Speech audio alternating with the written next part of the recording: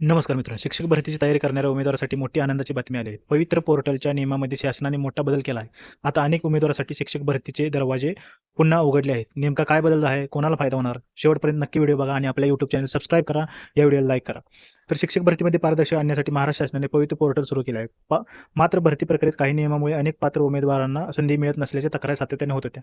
याच पार्श्वभूमीवर शालेय शिक्षण विभागाने 24 जुलै 2026 रोजी शुद्धीपत्रक म्हणजे जी-आर जारी करून काही महत्त्वाचे बदल जाहीर केले आहेत.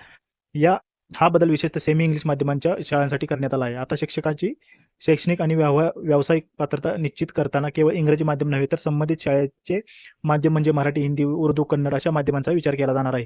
सरकारने आणखी एक महत्त्वाची स्पष्टता दिली आहे. इयत्ता 1ली ते 8वी साठी RTE 2009 अंतर्गत TET परीक्षा पूर्वीप्रमाणेच अनिवार्य राहणार आहे. म्हणजे TETच्या नियमामध्ये कोणतीही सवलत देण्यात आलेली नाही.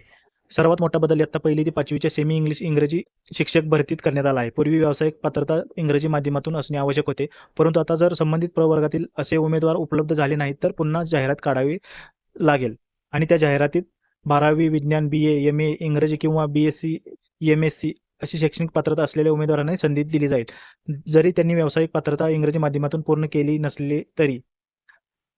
या निर्णयामुळे हजारो DL.Ed आणि B.Ed पात्र उमेदवारांना मोठा दिलासा मिळणार आहे. विशेषतः इंग्रजी विषय किंवा विज्ञान शाखेची पार्श्वभूमी असलेल्या बेरोजगार उमेदवारासाठी शिक्षक भरतीमध्ये संधी वाढण्याची शक्यता आहे. त्याचबरोबर सेमी इंग्रजी शाळांमध्ये शिक्षकांची कमतरताही भरून काढण्यास मदत होईल. हा निर्णय महाराष्ट्र शासनाच्या अधिकृत संकेतस्थळावर डिजिटल स्वाक्षरीसह प्रसिद्ध करण्यात आला आहे. त्यामुळे ही माहिती अधिकृत असून आगामी शिक्षक भरती प्रक्रियेत या सुधारित नियमाचा वापर केला जाणार आहे. जर तुम्ही शिक्षक भरती करत असाल किंवा तुमच्या मित्र-मैत्रिणींपैकी कोणी पवित्र पोर्टलद्वारे भरती वाट पाहत असेल, तर हा व्हिडिओ नक्की शेअर करा. अशाच महाराष्ट्र शासनाच्या भरती, जी-आर आणि शैक्षणिक अपडेटसाठी चॅनलला सबस्क्राईब करा आणि बेल आयकॉन दाबायला विसरू नका.